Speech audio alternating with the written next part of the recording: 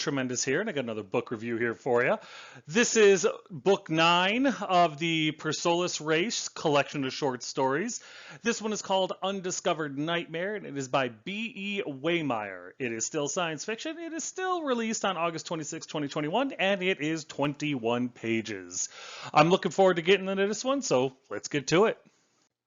This is the spoiler-free review. Basically, I try to go over it as easily, well, as vague as I can without spoiling anything. I'm going to let you know right now, there will be some small spoilers. I should really change what it's called, but I try not to do anything that's going to ruin the book or anything like that for you. However, if you're concerned at all, I highly encourage you to go down to the description, click on the link, and get a copy of this book for yourself. Read the stories, come on back, listen to my review, and let me know in the comments section if you agree, disagree, or anything in between. Love to have a conversation. So the overview for this one is the main characters are basically the crew of the Aurora, which is basically a scout ship that was detached from a bigger ship that goes around. Basically, they're a first contact type of crew where when a new planet, a habitable planet is discovered, they go in, check it out, make sure it's good, try to, they're first contact with the planet. They like to see if there's any aliens there, stuff like that. It's actually a pretty cool premise. I really like the idea of a crew that's basically a scouting crew. Like they go in, they're all specialized, they check out the planet, see what's up, and see if it's worth, sending colonists there to habitate, or avoid at all costs, or it becomes a shooting gallery, something along those lines. It's a neat concept. It caught my attention. So yeah, that's it. Their crew is dispatched to this newly found planet to see. It was given off like some weird radio signals that for some reason couldn't be translated, couldn't be understood. So it made the media go crazy and think that maybe there was intelligent life on this planet.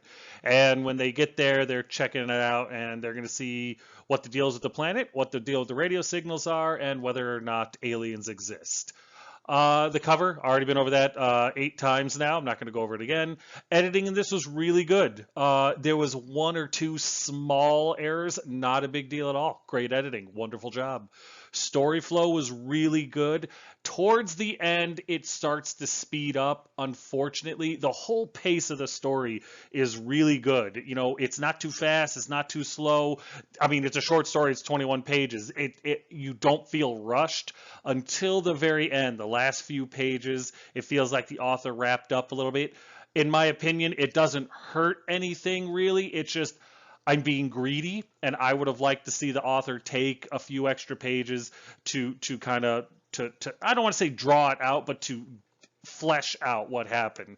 I mean, a 21-page short story and a 25-page short story would have been the exact same thing, only with the 25 pages, I believe the author could have made the ending a little bit better.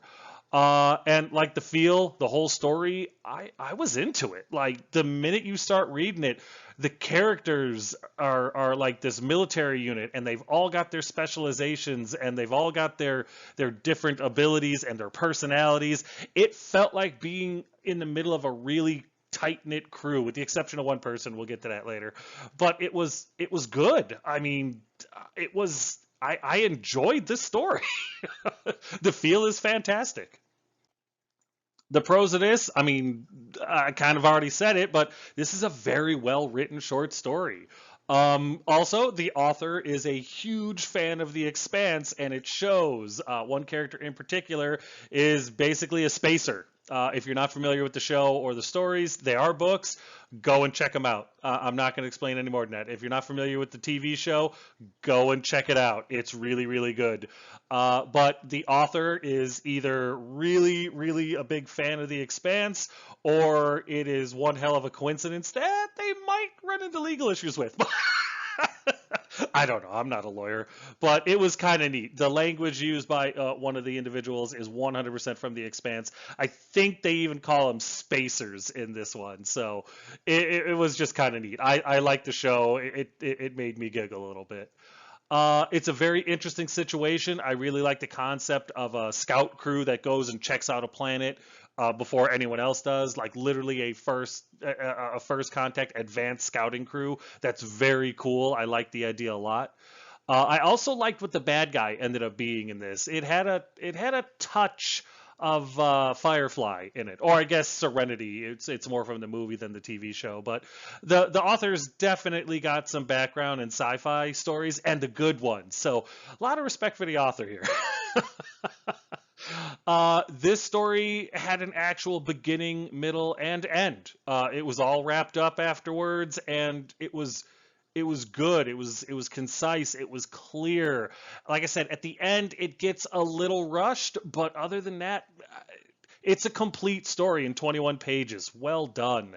And I respect this more than anything else. The characters were all individuals. All of them had different personalities. All of them had different vernaculars, different ways of speaking, and they stayed consistent. There was 5 characters, 6, 7 characters for this author to pay attention to. There was a couple of side ones.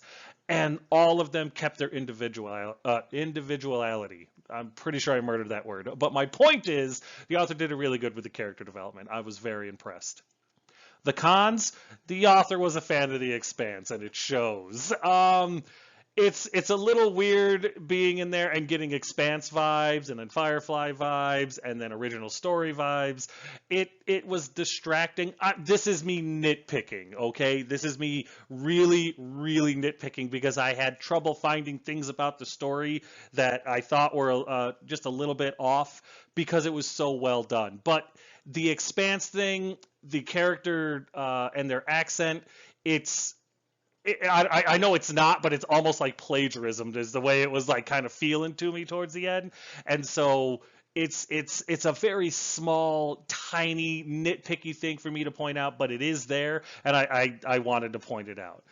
The pacing that shifts towards the end and feels rushed at the end, like the ending, the whole story from beginning and middle has got the same pace. It feels good. You're getting information at a specific pace, a specific flow, and you get used to it. You expect it. It's constant. It's great. But then at the end, it's like the author just kind of wanted to wrap it up. It didn't hurt the ending, which is great, but it just feels like the author could have taken a few more pages to keep the original pace from the beginning and the middle and make it really, really good. Like, it's already a fantastic story. I really enjoyed. It's just that little thing. Again, these are nitpicky things. It really didn't ruin the story in any way, shape, or form. It's just this is me scraping the bottom of the barrel to try to find something to act as a con because, I don't want to walk away from the story ignoring even the little things that kind of stuck out. And one more small, insignificant, nitpicky thing that I didn't really like about the story, but certainly didn't hurt it, is that none of the ships have weapons on them.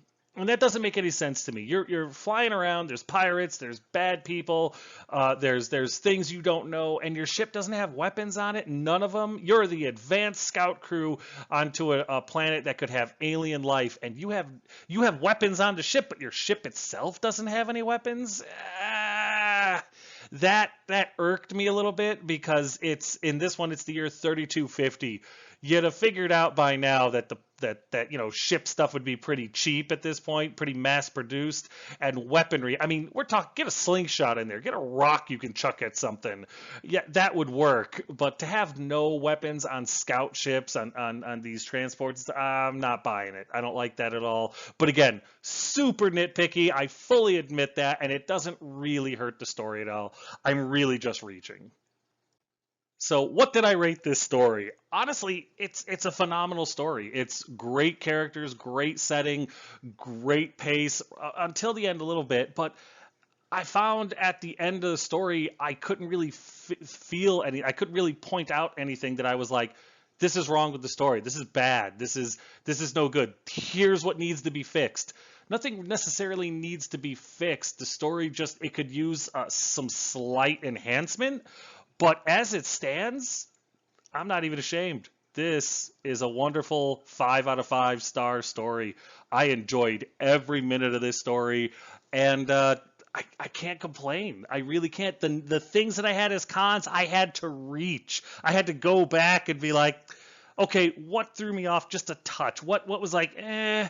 But honestly, if this author writes anything else, I'm gonna buy it and read it. That's how much I like their style, their storytelling, their character development, their world building. Everything about this was great. And the very, very few nitpicky complaints I had, I literally had to sit here and think about in order to have something in that section. Bravo, wonderful story. Couldn't have enjoyed it more. So here's a spoiler-filled review section. Please, if you want to check out this story and the other stories in this book, please, and you're worried about spoilers, go down to the description, click on the link, get a copy of this book, and check it out. This story alone makes it worth it, but there's a lot of other good stories in here too, so it wouldn't just be for this one. But check it out, read it, come back, let me know what you think. Was I right? Was I wrong? Somewhere in between? Should I be institutionalized? I know I keep using the same joke, but I'm looking for a vacation. But if you're still here, then you don't care, so let's get to it. So the story starts off with a media reporter basically freaking out because this new habitable planet was found, and we're pretty sure that it's in the Goldilocks section, and we're pretty sure that that means that there's aliens here, and this will be finally it. We're going to find proof of intelligent life. We're not alone in the universe, blah, blah, blah. I love it because it starts off with this media personality, you know, just babbling at the screen, and then it switches over to the military unit that's going to check out this planet, and they're all like, every time we find a new planet, the media thinks, oh, we're going to find aliens. Bunch of idiots. I wish they would shut up about that. It's the year 3250. We've never found intelligent life on any of these planets we've been to. No, no, and we're just, people get disappointed until the next big thing happens. Beautiful commentary, and nailed the military perception of the media. Oh, this was poetry. The military, the way the banter is, the way they go back and forth about it, the way it's dismissive, pessimistic, and practical. I would not be surprised if this author had military experience. Just the way they understood, like, the mentality. Beautiful, beautiful opening scene. Grabbed my attention immediately by the throat. Just grabbed it, and I was like, "Oh, this is great." But basically, they're going to check out this planet. What kind of sets it apart from the others, other than it's a habitable planet, is there's a weak radio signal coming from it that they can't translate. It seems to be a pattern of some sort that it signifies that it's definitely some sort of communication, some sort of language, and I thought that was really clever too. We understand it. Usually you'll just get, oh, it was a signal, so we got to go check it out. But this author took another step with it and was like, the reason it's so interesting is because due to the patterns of the signal, it's definitely some sort of communication, some sort of language. It's just they repeat things on there like you would in a conversation. And that makes us think that this could be something a little bit more than usual. Definitely some sort of intelligent life put this out. And I thought that was really clever. That's not a concept I've ever really heard before or seen before. I'm sure some of you probably have, but that caught my attention. It was like, oh, it is interesting. It's not just because I'm told that it's interesting, but I'm shown while it's interesting too. And I liked that. That was a really good hook when I was already hooked. So double hook. Anyway, the Aurora team is basically an advanced scout team. The Aurora is the name of the ship. It's like 5 people, and they go firing off into the planet from the bigger ship, from the mothership that got them there. So they go down to check out the planet, and when they arrive, they immediately detect a derelict Eden.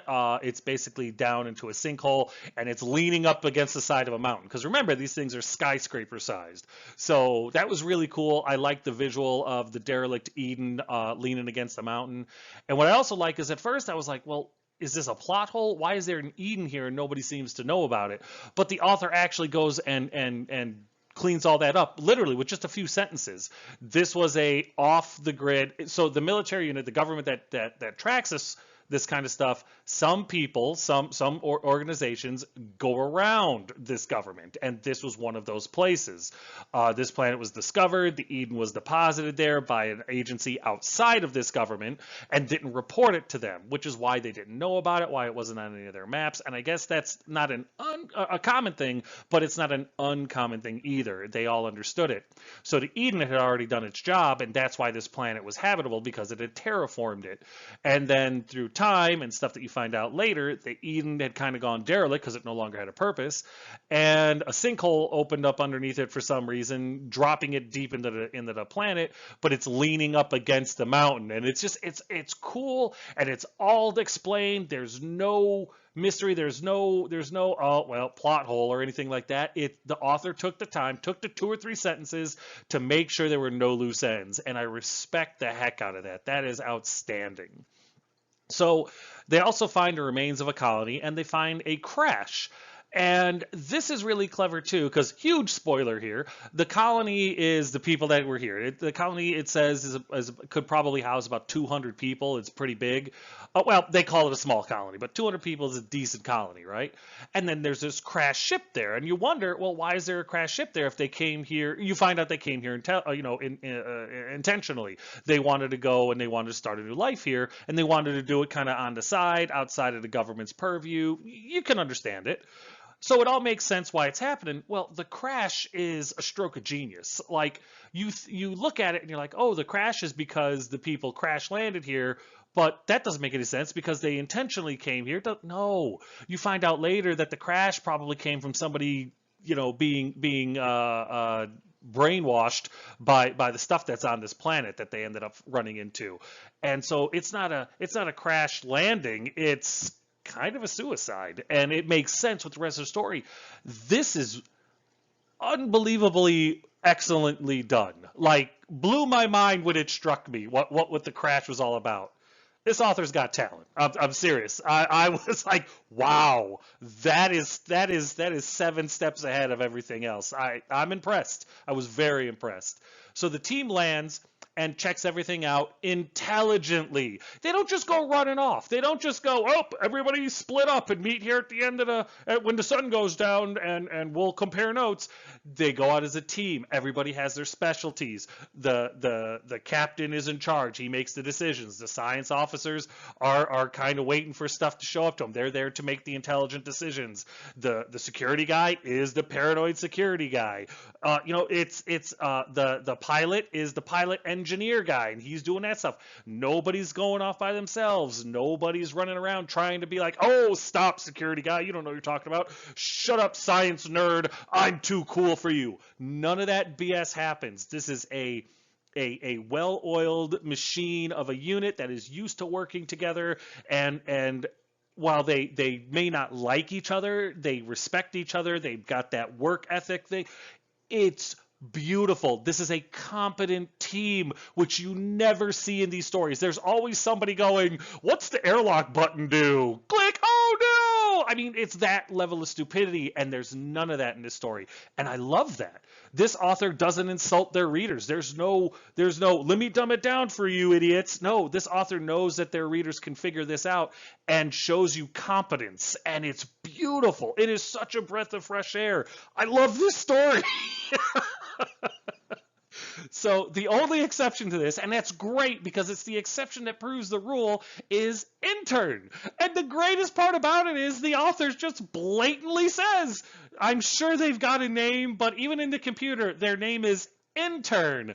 And it's to let the reader know without any further than that, this intern is not part of the team. They're kind of an idiot, and while competent at the position that they're here to fill, they're the inexperienced individual. And it's great because every aspect of personality is handled in this team. I love it. I love it at all. It sucks that they're all dead. So it starts off exactly as you would think. The scientist takes samples. The intern is a butthead, literally a whiny, groaning butthead. And the rest of the team are a team. The security guy's doing security stuff. The engineer guy is doing engineer stuff. He's got a drone. He's setting up sensors. He's setting up radio signals. The leader is monitoring everything and putting his attention where it needs to be. It's beautiful. It's perfect. This is how a team is a team. If it worked out the way most of these places showed how teams work out, with the stupid angst and the anger and the posturing, there would be a lot less success in the world, let me tell you. So everything's going fine. They find the Eden. They're looking into it. They're trying to figure out what the deal is with the sinkhole, and they're trying to figure out where everybody went. They find some PDAs, they find some technology, some records, but nothing really tells them what's going on, except for, why they came here. They were trying to, start a new life off the books, off the record. They wanted away from the government. All makes sense. All seems reasonable. No real, suspension of disbelief or anything like that. And they started there, and it shows, some videos where people are starting there and things are going good, and then it starts to show them getting a little bit of paranoia, a little bit of seeing things that aren't there, a little bit of crazy starts kicking in, and now the whole place is gone. And you don't know how long ago this was. It could have been the year 2250. It could have been the year 3200. Nobody knows. It doesn't really say how long these people have been here, other than this settlement had been here for a while, and the people were nowhere to be found. There's some stains, but the stains were inconclusive. It wasn't blood, but nobody knew for sure where anybody went or how many people were even here. And then they find this weird purple glowy thing, and that never really gets explained what that is, but I think it's more of like a red herring type of thing, just kind of like a misdirection. And they're trying to get these samples and all that stuff, and all of a sudden the intern freaks out and pulls up this pulse rifle because they're on guard. They still don't know what happened on this planet. Their guard is up, so they're all armed. Well, the intern starts tweaking a little bit, and he's like, "You hear that? You see what's going on? You hear that? What's going on?" And the engineer's like, "Hey, why don't you calm down a little bit?" And takes the gun away from him and says, "Why don't you head back to the old ship and get some R&R? It sounds like you might be overly stressed." And the intern's like, fine, but there's something out here. I'm telling you, I'm seeing something. And so the captain, the guy who's in charge, Leach, he's like, he calls the security guy, says, "Hey, the intern's freaking out. Why don't you go and check on him? He's on his way back." He takes a dirt bike back. They call it something else, but it's basically just a dirt bike. He's like, "Take it, get it back." It's a futuristic one, just so you know, it's not like just some, random dirt bike with, 50 cc's or any craziness like that. It's some sort of, futuristic, basically land skimmer type of thing. And he's heading back, and the security guy's like, "Yeah, I'll meet him when he gets here, and I'll check him out, no problem." So you see, that all makes sense though. Like everyone's kind of taking care of everyone else. Well, the intern doesn't make it back. He ends up crashing. He goes into a trench and he dies. He, gets all folded up. There's no panic from the crew, right? Like, these are all professional military individuals. They all convene. They all get together. They check out the intern. They check out the crash site. No one touches the intern though, because they're like, "What's going on? Did something get into his system?" Like they take the right precautions. Nobody's grabbing him and shaking him. Nobody's freaking out. "Oh no, intern, I loved you." Nothing ridiculous or stupid or amateur like that. This is a professional crew. The captain even says, Leach even says, "Nobody touched the body. Nobody touched the boat. Everybody leave everything as it is. Let's head back to the ship and figure this out." And nobody disagrees. Nobody's like, "No, we can't leave his body here. I won't leave it." "Yes, sir. Yeah, that seems like a good idea." That's how it would go. Like, in real life, that's how it goes. The manufactured drama and "I'm not leaving him on moral." You get shot in the head and left in the ditch with him because you're an idiot. You're putting everyone else at risk. I love that the author was like, "Nope. This is the way it's going to be. It's going to be a well-functioning, used to working together military team," and it shows. It's wonderful. I love everything about these characters. Oh, so much fun to read. Well, they find, real quick, before they leave the site, the scientist, Velt, she finds some black goo mixed in with the intern's blood, and she's like, "What is this?" And so she takes a sample very carefully. They get back to the ship, but as they get back to the ship, the engineer and the security guy start hallucinating, and the security guy ends up shooting the engineer and his little drone and stuff like that, while the captain and the scientist, the two that are left that aren't insane, get on the ship and take off to go meet back up at the mothership. As they're doing that, they report back to the mothership, let them know what's going on, and they're like, "Get back to the ship. We'll figure out what's going on. We'll find a solution." And that's when the scientist starts looking at the black goo and realizes that the black goo has some sort of, it's basically nanobots in there, but they get into a human system, and they change the way you are, the way you function, the way you act, and basically makes you homicidal and hallucinating and stuff like that. Think The Happening, only it's not plants; it's a man-made virus through machines. And Velt, this was a little convenient, but again, it's a 21-page short story, so I am willing to make some concessions, especially when the story is written this well. Velt goes, I actually know about this. I actually ran across this information back when I was in school. This is a secret project where they were basically using nanobots to change people's personality. Again, a little like Serenity with the Reapers and stuff like that, like their origin story. Oh, it was to make everybody, instead of sending armies down there to stop people or whatever, they send down this virus and the whole population kills itself. And it was used once and it was never heard from again. And somehow it ended up on this planet, probably in the Eden, not really sure.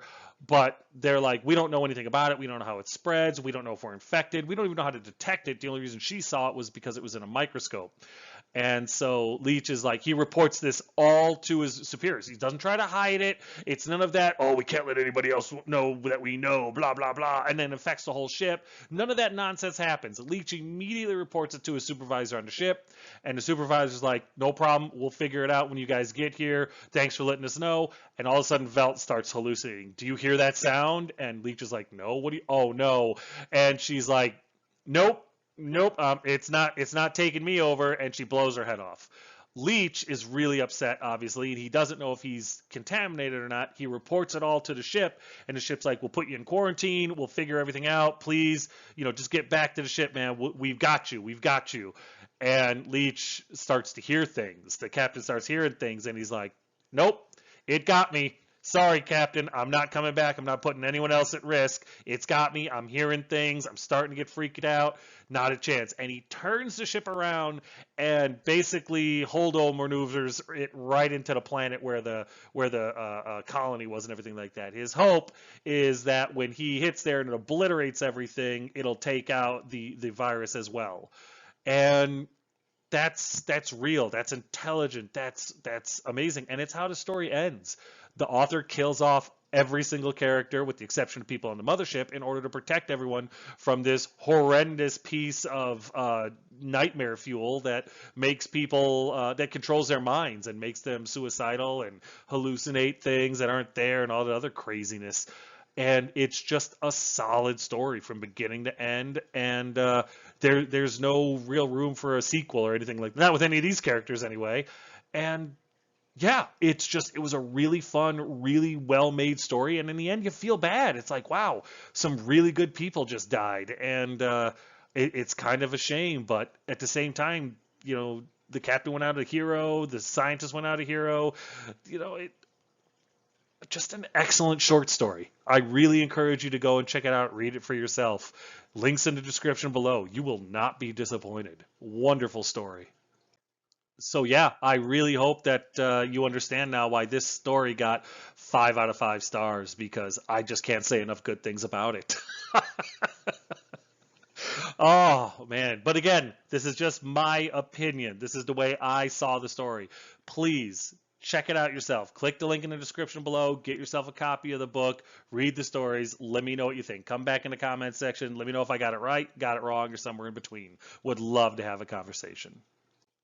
And we have our first edition after my books of on the story eShelf of Fame. Yeah, the tremendous story eShelf, Undiscovered Nightmare by B.E. Waymire.